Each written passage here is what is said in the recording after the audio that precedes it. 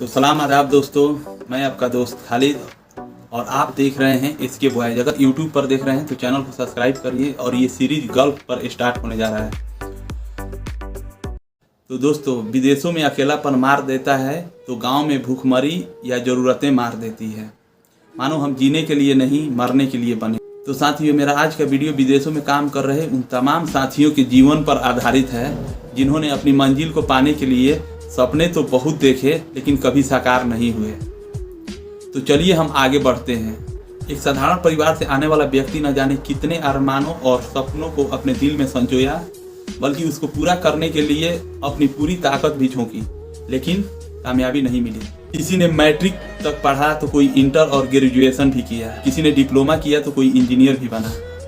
फिर किसी को मास्टर बनने की चाह तो कोई प्रोफेसर बनने की तमन्ना,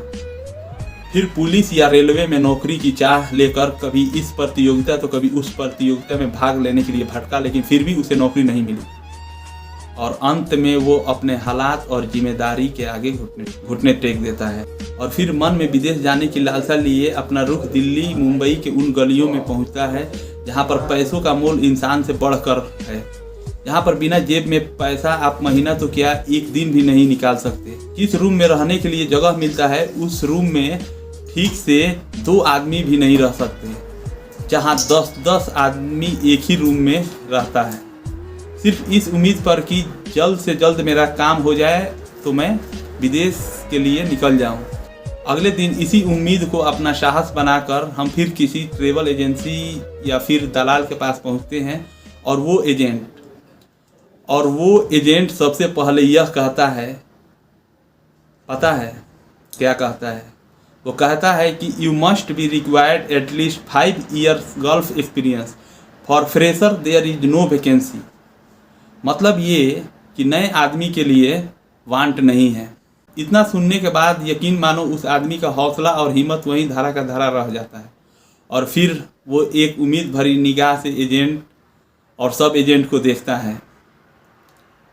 और फिर लाचार और बेबस होकर एक हल्की उम्मीद के साथ ये कहता है कि भाई जैसे भी हो मेरा काम करा दीजिए।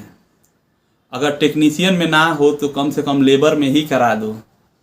अगर इंजीनियर में ना तो कम से कम सुपरवाइज़र में करा दो, कम से कम फ्रेशर का बोझ तो हटेगा। ये बात सुनकर एजेंट एक हल्की मुस्कान के साथ बड़ी विश्वास से दिलासा देता है कि काहे घबरा रहे हैं, अरे हो केबिनुआ में जौन बैठेला गोरका चसामुआ वाला उहे नु इंटरव्यू लेला मर्दे, ओकरे से बहुत जमेला हमरा, ओकरे से कह के 2 फ्रेशर के भी घुसेड़ देव, करिए ना तो जइए कहाँ, ड्रामा करियन तो अब आदमियों ना देव सरऊ के, ये नु 10-5 ज़्यादा लिए तो दी आ जाइए।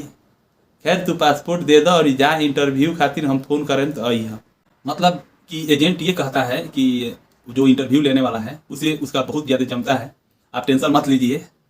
हम किसी तरह आपका काम करा देंगे, थोड़ा बहुत पैसा लगेगा लेकिन आपका काम हो जाएगा, आप जाइए रूम पर, टेंशन मत लीजिए। फिर आदमी वापस रूम में आता है, कोई मन्नतें मांगता है, कोई मंदिर जाता है तो कोई मस्जिद तो कोई मजार पर दुआएं करता है जाकर, आंखों में आंसू लिए कि या अल्लाह, हे भगवान मुझे किसी तरीके से विदेश भेज दे,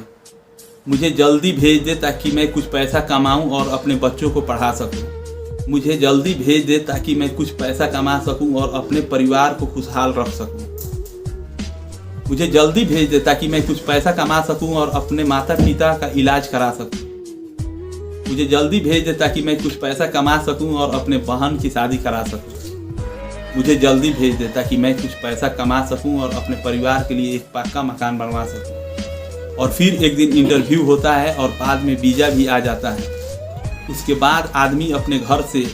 सबकी दुआ आशीर्वाद के सहारे अपने दिल में कुछ अरमान और कुछ सपनों को संजोकर विदेश के लिए रवाना हो जाता है।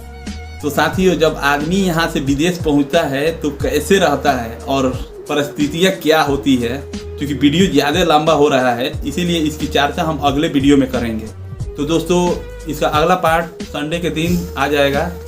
लेकिन जाते जाते उन तमाम साथियों के जज्बे और हिम्मत को सलाम जो हज़ारों मील दूर विदेशों में सिर्फ इसलिए रहते हैं ताकि उनका परिवार अमन और सुकून से रहे। और हाँ, अगर आपको ये वीडियो सही लगा तो इसको ज़रूर लाइक करिएगा। हाँ तो दोस्तों, गल्फ से जुड़ी जो भी चीज़ें हैं हम आपको इसमें सीरीज बाई सीरीज यहाँ पर पेश करते रहेंगे, तो आप इस चैनल को सब्सक्राइब कर लीजिए। और ज़्यादा से ज़्यादा शेयर करिए इस वीडियो को, क्योंकि अगला वीडियो जो है कि जब हम यहाँ पर आते हैं तो कैसा माहौल होता है, कैसा लगता है, ये सारी चीज़ें हम आपको बताएंगे। और अभी जो मैं बैठा हूँ गल्फ़ में ही हूँ और एक साइड पर हूँ, तो वो सारी वीडियो में हम दिखाएंगे कि कैसे हम लोग यहाँ पर रहते हैं, कैसे काम करते हैं और क्या क्या परेशानियाँ होती हैं, घर से जुड़ी क्या परेशानियाँ होती हैं फिर इंडिया में। मतलब कि एक पूरा सोचिए एक वेब सीरीज़ की तरह है। तो चलिए ठीक है, इस यूट्यूब चैनल पर देख रहे हैं तो सब्सक्राइब करिए और फेसबुक पर देख रहे हैं तो शेयर करिए। ठीक है दोस्तों, अस्सलाम वालेकुम।